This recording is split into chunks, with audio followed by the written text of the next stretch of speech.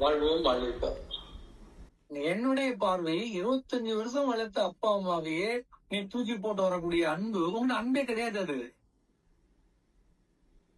எத்தவங்களை வெறுக்கிறவங்களும் மறக்கிறவர்களும் அன்பற்ற வறண்ட பாலைவனம்.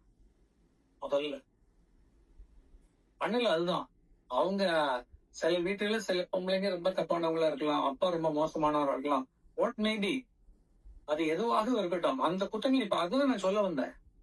உன் லிமிட்டை உணர்ந்துக்க. ஒரு குரு என்ன சொல்றாரோ அதைதான், அதை மீறி பார்க்க கூடாது, அதை மீறி கேட்க கூடாது. அதை மீறி யாரு சொன்னாலும் இன்னைக்கு நம்ம வாழ்க்கையில் நடக்கக்கூடிய தப்பெல்லாம் அதுதான் நடக்குது. உங்க லிமிட்டை மீறி யாராவது ஒருத்தன் சொன்னா, யாராவது உன்னை பார்த்தா அதை பிடிச்சு வச்சுக்கிட்டு யோசிங்க. எதை வாழ்க்கை டோட்டல் வாழ்க்கையை தொலைச்சிருக்கீங்க. அப்பா அம்மானா அதுக்கு ஒரு லிமிட் இருக்கு. நீங்க யாரையாவது ஒரு பொண்ணையோ அவனையோ நேசிக்கிறீங்கன்னா அதுக்கு ஒரு லிமிட் இருக்குது. அதுக்காக நேசிக்கவே கூடாது, லவ் பண்ண கூடாதுன்னு நான் சொல்லல. ஏன்னா இது இந்த உடம்பு வாங்கி வந்த வரம். ஒரு பொண்ணு இருக்குது, 30 வயசு வரை இருக்கு. நான் சும்மா ஒரு எக்ஸாம்பிள் சொல்றேன். அந்த பொண்ணு யாருமே லவ் பண்ணலன்னா சூசைட் பண்ணிட்டு செத்துரும். ஆமா, எப்பமா கண்ணாடி பார்க்காம இருக்குதா? அது அழகா வத்தலா இருக்குதோ தொத்தலா இருக்குதோ, வத்தலோ தொத்தலோ, அந்த பொண்ணுக்கு அது அழகுதான் இல்லையா? குளிச்சுட்டு வந்த உடனே முகத்துல பவுடரை பூசிட்டு அப்படி பார்க்கும் இப்படி பார்க்கும், சர்ச்சு பார்க்கும், தலையில கொண்டை போட்டுட்டு கண்ணாடியை பின்னாடி வச்சு பார்க்கும், அப்புறம் கொஞ்சம் நடந்து பார்க்கும். எதுக்கு இதெல்லாம்?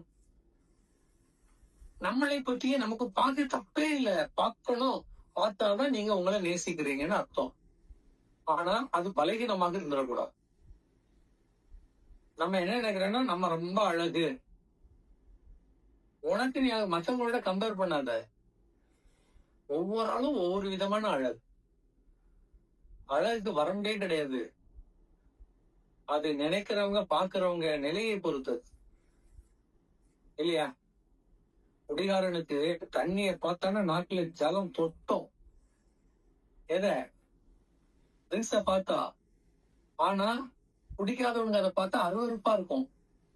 ஒரே பொருள், அதை ஆளுகிறவர்களை பொறுத்து இருக்கும் இல்லையா? அப்போ நம்மள முதல் நேசிக்கணும், தப்பு இல்ல. ஆனா அதுவே வைத்துக்கொண்டு முடிவு பண்ணிடக்கூடாது. நம்ம அழகா தானே இருக்கிறோம். இப்ப நிறைய பொம்பளைத்தே தகராறு நடக்கும்போது பாத்தீங்கன்னா கொச்சையா சொல்லுவாங்க, என்கிட்ட இல்லாத அவங்க என்ன இருக்குது. பொம்பளை உள்ள வரும், அங்க என்ன பெருசா பாத்துட்டேன், என்ன பாத்துட்டேன்னா எப்படி சொல்றது? இத ஒரு கோர்ட்டு கேஸ் கூட நடந்துதான். ஒரு பையனுக்கும், அது நிறைய பேர் பேசிருக்காங்க, பட்டிமன்றத்திலே இதை பேசிருக்காங்க, கேட்டிருப்பீங்கன்னு நினைக்கிறேன். கோர்ட்டு, ஒரு பையன் லவ் பண்ணிருக்கான், 2 பேருக்கும் லவ்ல பிரிவாகி போச்சுது. அந்த பொண்ணு வேற யாரையும் கெட்ட போகுது. இவன் வந்து கோர்ட்ல கேஸ் கொடுத்தா எனக்கு அந்த பொண்ணு தான் வேணும்னு. நிறைய நடக்குது, கேஸ் நடந்துகிட்டே இருக்கு, ஒரு வாரமா நடக்குது. ஜட்ஜுக்கு கடைசியில என்ன ஆகி போச்சுது, சரிப்பா அந்த பொண்ணு அந்த பொண்ணை முதலாவது வர சொல்லு, அந்த பொண்ணை வர சொல்லு பாக்கணும். பொண்ணு வந்து நின்னுது. ஜட்ஜுக்கு அப்படியே தூக்கி வாரி போட்டுடுச்சு. ஏன்னா இந்த மூஞ்சிக்கு இந்த நாய் இந்த பாடுபடுறான். பொண்ணு பார்க்க அழகே இல்லை, சப்பி போய் இருக்குது. இவருக்கு யாருக்கு, அந்த மஜிஸ்ட்ரேட்டுக்கு என்ன ஆயிட்டது, பெருப்பாயிட்டு, இந்த மூஞ்சிக்காரன் நீ இந்த பாடுபட்டு இருக்க, செத்து போவேன்னு சொல்லுவேன் சொல்லி திட்டுறாரு. இப்ப அவன் சொல்றான், லவ் பண்ணி பாருங்க சார், அப்பதான் சார் உங்களுக்கு தெரியும். அந்த லவ்வுக்கு அழகு தேவையில்லை. அதான் நிறைய இடங்கள்ல பாத்தீங்கன்னா அந்த பசங்க ஒரு பொண்ணு மேல வச்சுட்டா பாவப்பட்ட பொண்ணா இருக்கும், வறுமையில இருக்கும். அம்மாக்காரையும் அப்பாக்காரையும் அட்டி பிடிக்கு நிப்பாங்க. ஏன்னா அவள்கிட்ட என்னடா இருக்குது, 5 பைசா அவன் அப்பா இன்னும் பிச்சை எடுத்துட்டு இருக்கான், அவன் அம்மா வீட்டு வேலை பார்த்துட்டு இருக்கா, காசு கிடையாது, சொந்த வீடு கிடையாது. அந்த பொண்ணு உடுத்த மாத்து துணி இல்ல, நீ அதை போய் லவ் பண்றியடா. நான் லட்சுமி விலாசம் அப்படி கொண்டு வரேன் பாரு பொண்ணு உனக்கு. இவனுக்கு அதான் வேணும். ஏதோ ஒரு காரணம் எல்லாம் அவன் பிடிச்சு போச்சு. பிடிச்சது காரணம் கேட்க கூடாது. காரணம் கேட்டா தப்பு. நீங்களும் காரணம் தேடக்கூடாது. சில நேரம் வராது. இதையா நம்ம பிடிச்சது லவ் பண்ண நினைச்சீங்கன்னா அவ்வளவுதான். அடுத்த நிமிஷம் நீங்க எங்க போயிடணும், புதக்குழிக்குள்ள போயிடணும். டெத் வரை நினைக்க கூடாது.